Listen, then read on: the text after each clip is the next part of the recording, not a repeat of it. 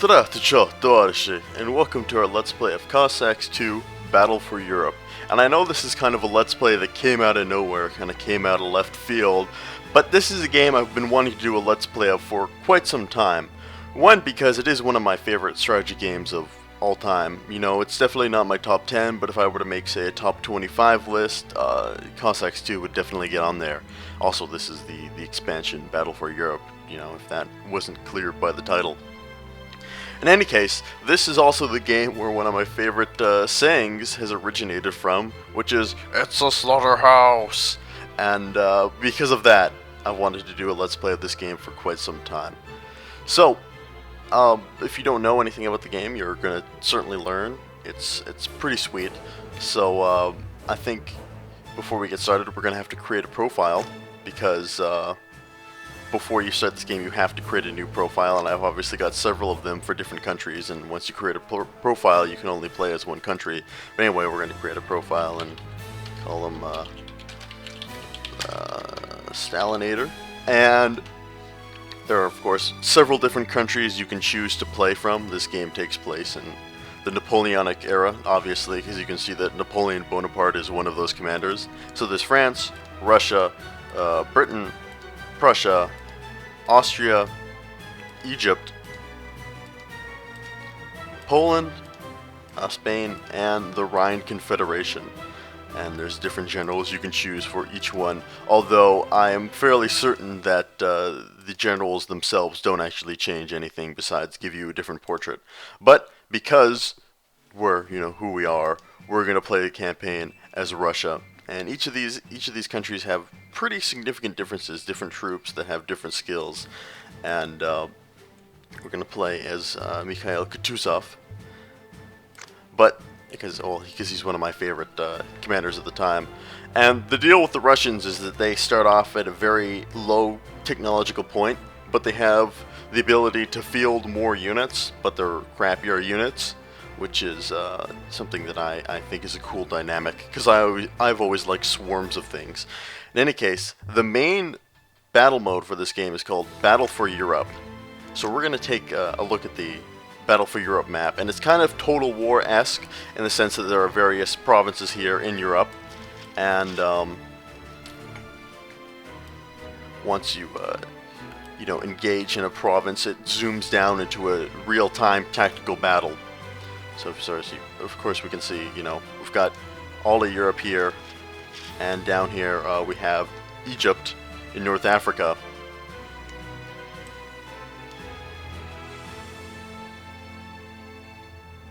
So, anyway, so this is the overall map. Not a whole lot to say about that. You can just kind of click on the various provinces and see what kind of resources they'll give you. But there are, 6 major resources, and I guess you can count recruits as number 7. But we have wood, food, stone, gold, iron, and coal. But the 2 main ones that you really want to make sure you've got a good supply of are food and coal, because food dictates how long you're able to deploy your men in the battlefield. That they'll consume food as long as they're in the battle, and if they run out of food, well, then you have to retreat, you have to leave the battlefield. And coal dictates the amount of ammunition enemies have, you have and enemies have, and if they run out of coal, they can't fire their weapons anymore, which is bad news for you. They can still melee charge, but they just can't fire their weapons. In any case, we're going to take our first movement here. We're going to move to Minsk, because my plan is I'm going to go through eastern Prussia and kind of go down and into Poland and Austria, because these territories are much more vulnerable. But just one quick note, as you can see on the map, there are various little houses, and these dictate how well defended a province is. So when an enemy attacks them, let's see, we can upgrade the defense. So we'll upgrade the defense of the Ukraine, and now the Ukraine is defended with 6 defense garrisons instead of 4, which will be a major role in the early game, because if we go to our Commanders tab, we can see that we have 6 units in our army, 6 units, whereas most other countries only have 4. But because of this, if someone were to try and attack Ukraine, their commander would only have 4 units of infantry, and they'd be at a disadvantage. They'd be outnumbered. So it's important to try and hold your borders as much as you possibly can. But with that, I think I'll just mention a quick thing about commanders, because as time goes on, commanders level up, and therefore they're able to field more units.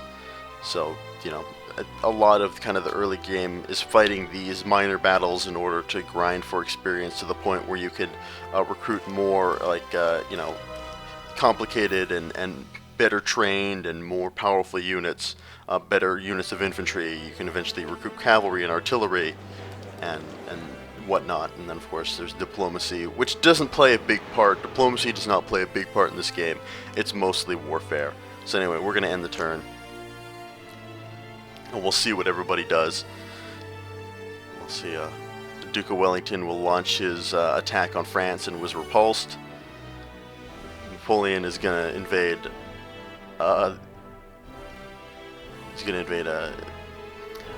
the Rhine Confederation and be repulsed. Everybody's getting their ass handed to them.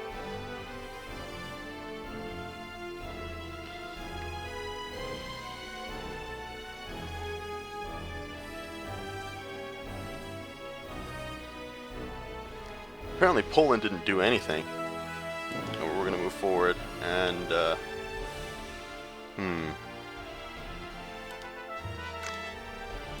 well, the Prussians have defended their territory here with 6 men, which might make the assault a little harder, but I think we could still swing it.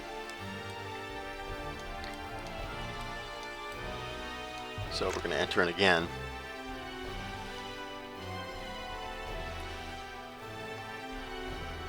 So apparently Britain is continually trying to invade France and failing miserably. And the Germans have taken Vienna, or the Rhine Confederation, that is. But, by the way, the Egyptians, they're pretty awesome to play as, because the Egyptians, they have like bow and arrow dudes, which makes them pretty fun to play as.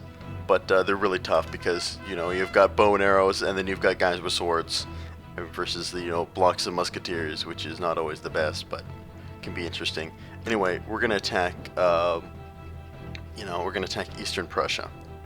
So you'll see the way the battles type work once we get down to the map. But there's a couple things here. It shows you that there's an objective you can take if you win, which is obviously probably the city of Königsberg. And you can turn arcade mode on and off, but I always have it off because I like the more realistic type of feel of the game, and, you know, then it just measures up your forces versus the enemy's forces. So we got 6 squads, they got 6 squads, and that's about it. So we'll just move on to the battle. Alright, so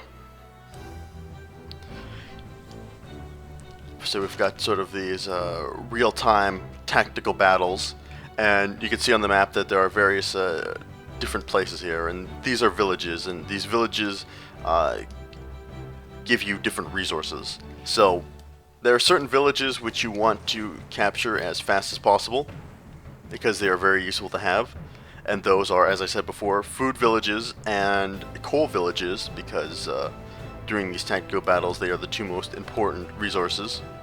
So let's just move. There's a food village up here. But I'm gonna instantly march all my men to the city of Königsberg, because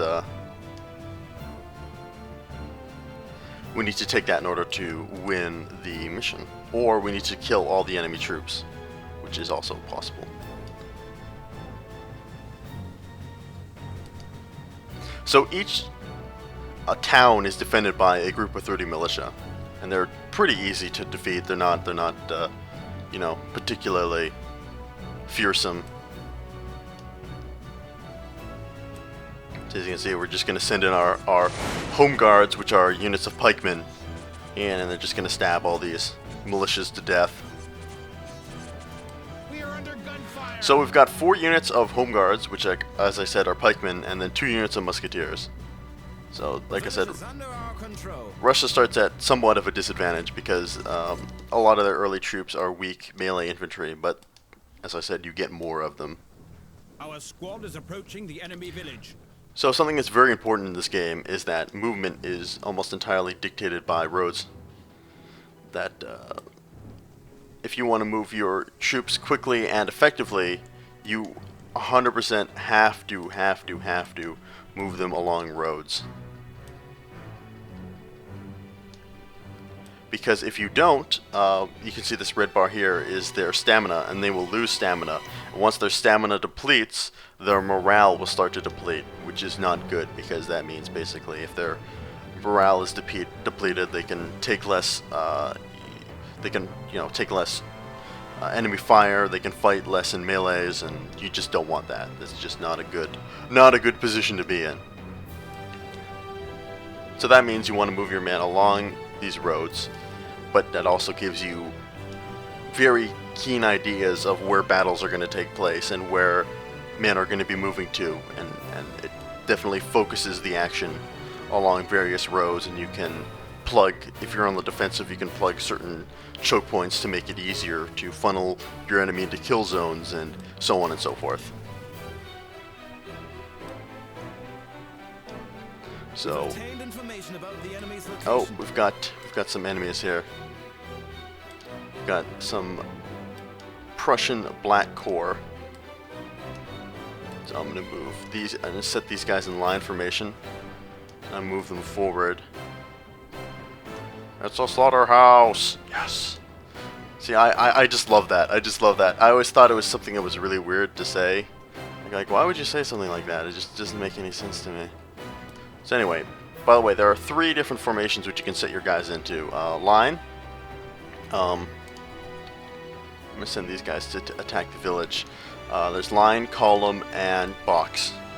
And column is what you want to use when you're moving your troops from point A to point B. I said column, right? Column is what you want to use when you're moving your troops around. And line for when you're in, these kind of engagements. So I'm going to try and surround this unit, because they're in a good defensive position. Uh-oh. They got reinforcements coming.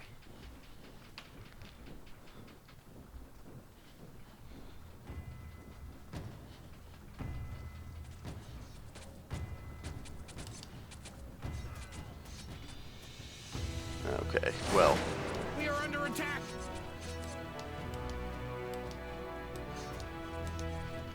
This is definitely not good news, because now their musket troops outnumber mine. We've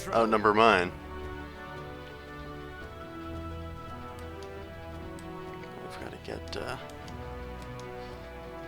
Our squad is drawing near the enemy village. We got to get near the front here. We got to get more men near the front here.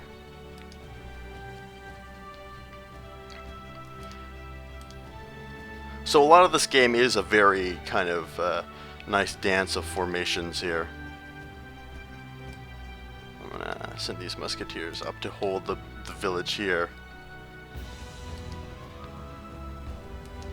I think what I'm gonna try and do is something kind of crazy. Unfortunately, they're blocking the roads. Oh no, they've got cavalry too.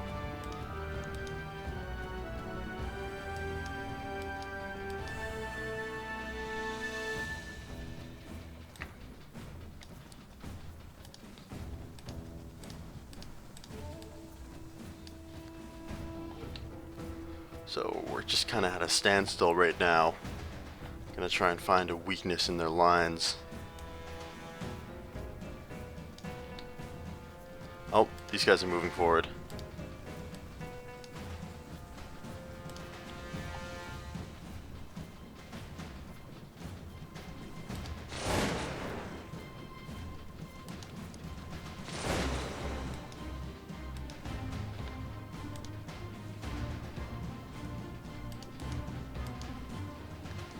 Ah, shit, they're pulling back. I'm gonna pull these guys back to the village because you can reinforce and replenish troops in the village.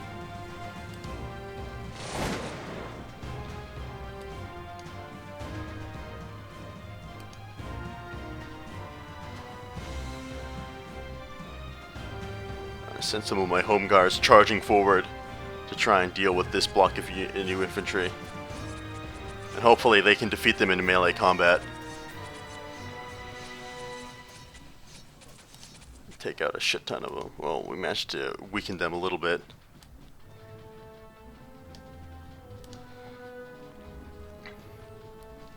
But yeah, I'll send these guys back who were fired upon back to the village, where they will regain their troops because you can reinforce your units at villages, and you can click on them, and up top you can see they've got 90 out of 120 regular units.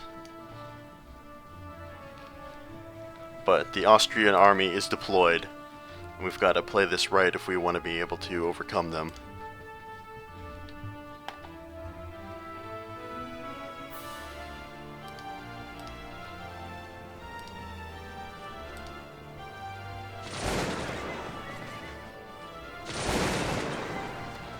We managed to take a bunch out of their horse corps.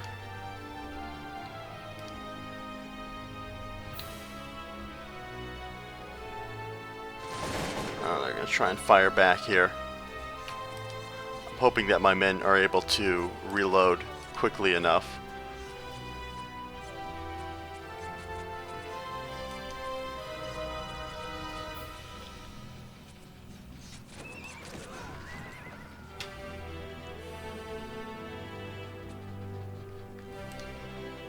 Oh shit. Oh shit, they're moving forward. They're moving forward. Come on, reload, you bastards. Reload. Don't break. Don't break.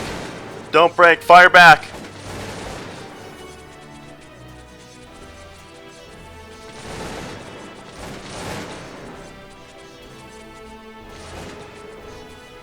They're holding the line. They're holding the line. Bring forward the home guards. No, they fell. They've fallen back.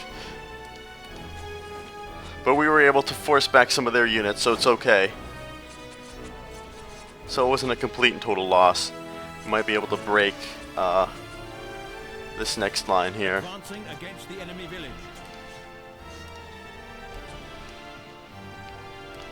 But man, this line of home guard, they were able to absorb a ton of enemy troops. But I think we'll be able to force yet another Austrian. The enemy squad. There we go. Another Austrian squad is broken. My next unit of musketeers is almost ready to go. Oh god. Oh, they might break. By only one troop. They broke the home guard. Enemy troops spotted.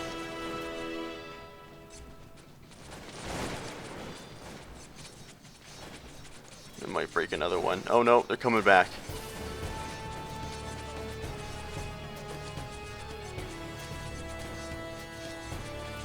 Alright, move forward these units of musketeers. I need to move in and break them here. Oh shit.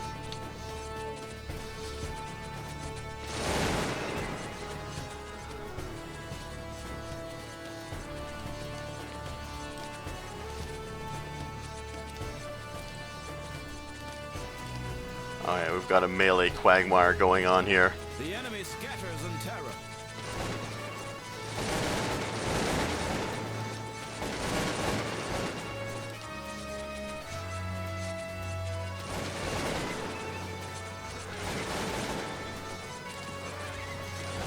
Hooray! The enemy is retreating.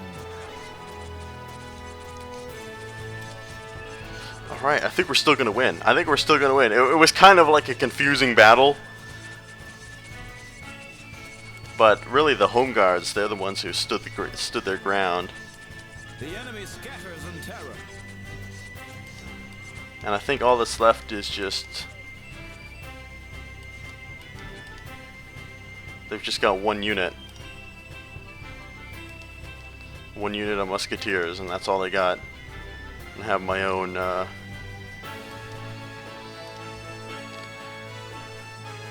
my own reload their guns, and then we'll all kind of charge in together.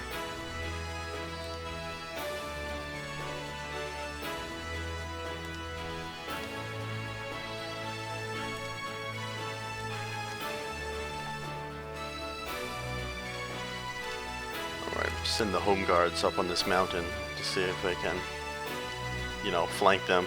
But they're running out of stamina. They're not going to be able to move very far.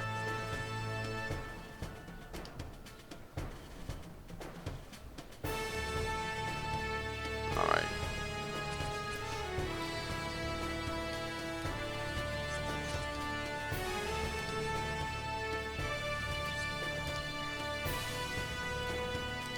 Put themselves in a box formation, but this should make them vulnerable to my musketeers. Go forward, guys.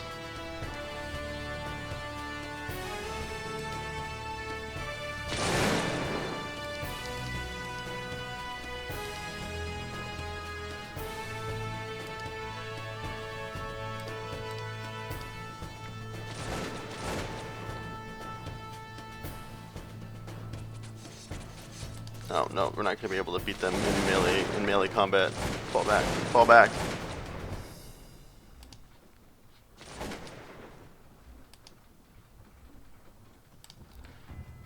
Because there's a certain point where if you let your enemies remain in one position long enough, they will deploy in a very strong defensive formation. And that means when you attack them in melee combat, they'll be in much better positions and basically slaughter you. And you can see that when units will generally, like if you can see here, these guys in the field, I don't know if you can see them, but they're first rank has their spears poised. That means they're in a strong defensive position. And these guys went there with their muskets poised as well. Means they're in a strong defensive position.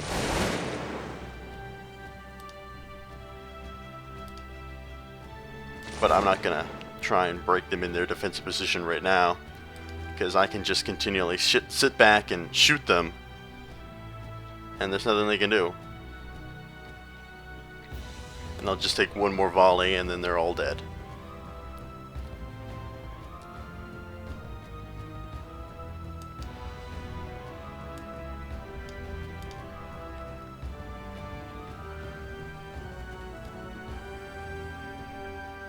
Oh, okay.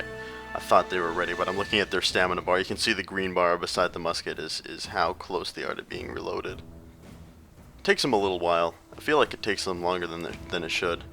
The enemy has one squad. Hooray! The victory is ours. So, we took a heavy toll. We lost 3 squads, it looks like. But we still managed to defeat their army. And shoot a couple priests while we're at it, so it's all good.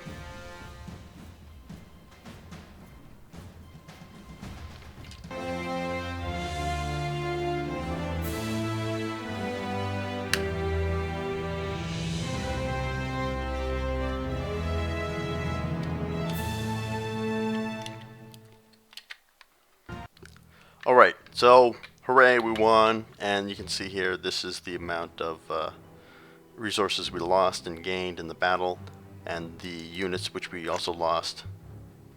So Mikhail Kutuzov was promoted to captain, which means if we go to our commander's position, we get new men we can force into the army, and we can also start recruiting some you know, Alans and some Hussars, and a couple more. I guess we can only have 2 things of cavalry. Anyway, a couple more men. So now we've got a total of 9 squads, which puts us at a strong advantage in comparison to most of our contemporaries.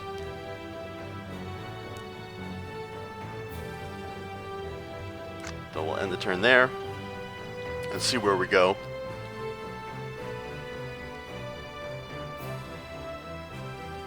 God, the British just can't get it right. Hey, the French finally advanced into Germany.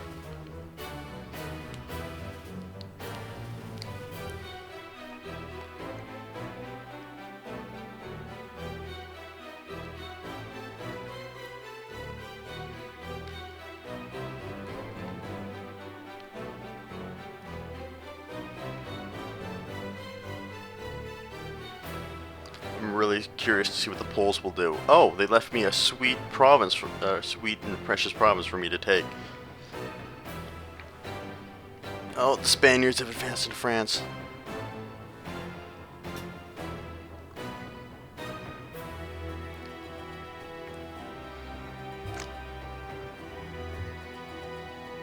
I'm gonna upgrade the defense of this area of Königsberg to defend against any, you know, enemy attackers. We're gonna move in and declare war on the Poles. Take Poznan. So we've got 9 squads, they've got 4. It should be a pretty easy battle. Alright, so we're in, and now we've got some cavalry, which are, you know, helpful in certain circumstances. So, not too worried about this battle. It's not going to be super difficult.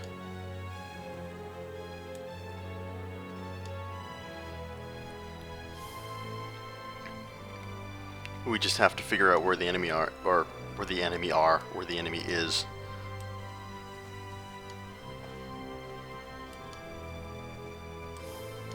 Just send these men on their merry way to march along columns along in columns along the road.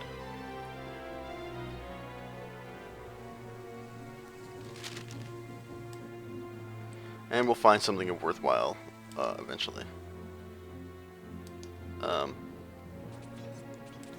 Okay, apparently, we're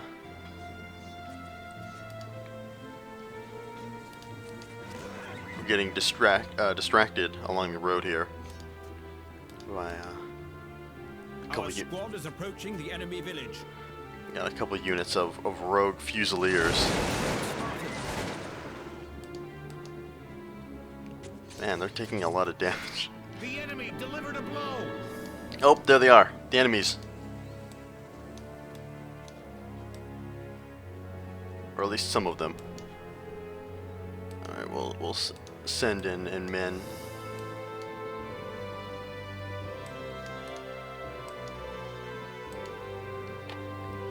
To hopefully come in and surround these guys.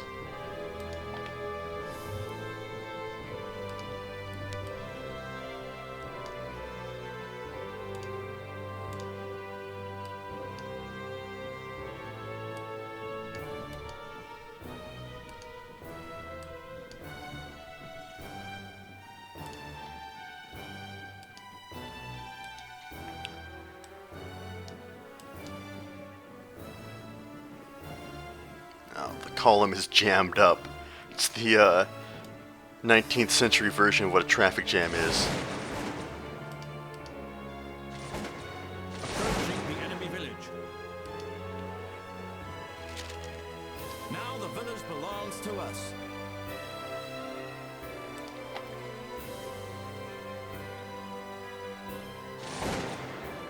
Oh, come on.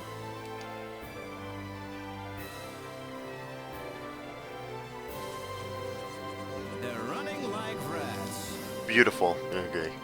They could only take so much before they left.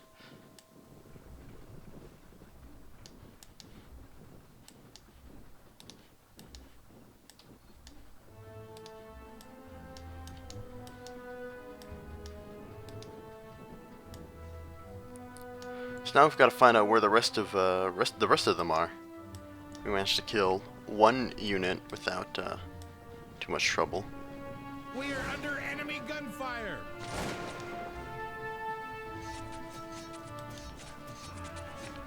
We've spotted the location of enemy troops. Oh, where? Whoa, guys. Now the village belongs to us.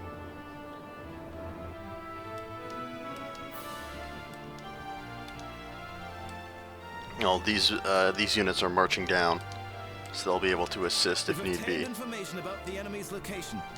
Oh, more coming in from behind.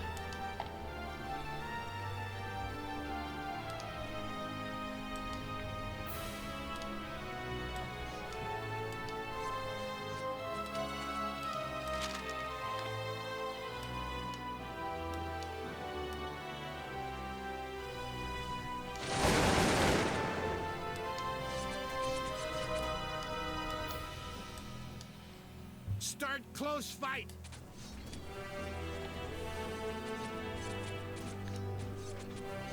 Now the village belongs to us. Right, well, we can see where most of the enemies are now. Advancing against the enemy village. Deploy my home guards in defensive formations around the villages which we've taken, and wait for the rest of our men to arrive in support. We've obtained information about the enemy's location.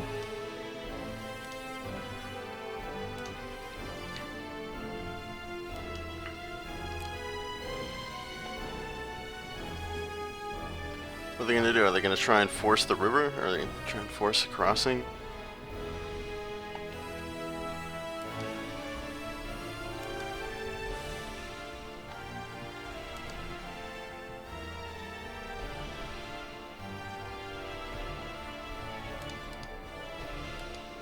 No, we'll just be able to pincer these poor voltigeurs.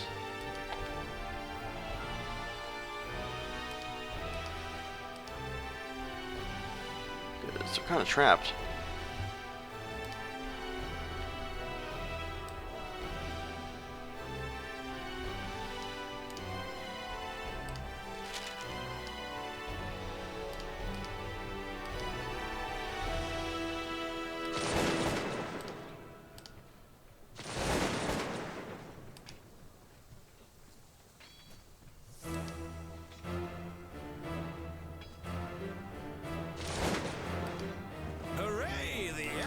Retreating.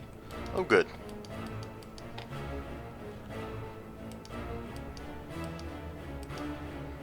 Alright, we'll see if we can get these Uhlans to come in and harass the flanks of these units.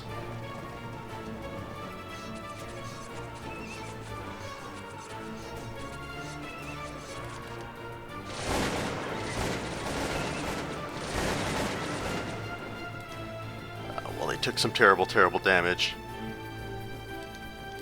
But they refused to concede and admit it was a slaughterhouse. And just the hits just keep on coming today. We are under gunfire. Who is firing at us? Oh, these guys are.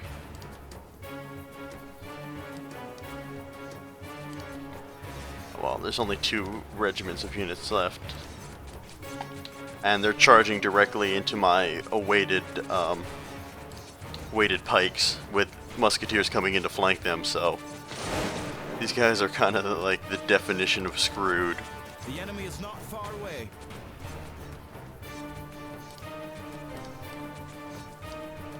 The enemy squad is panic-stricken.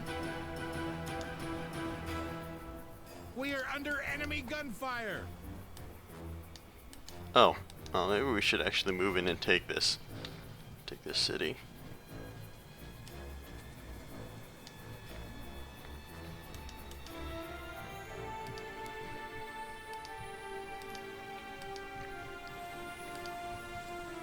Alright, we'll have We're under gunfire. these men coming behind. Open fire.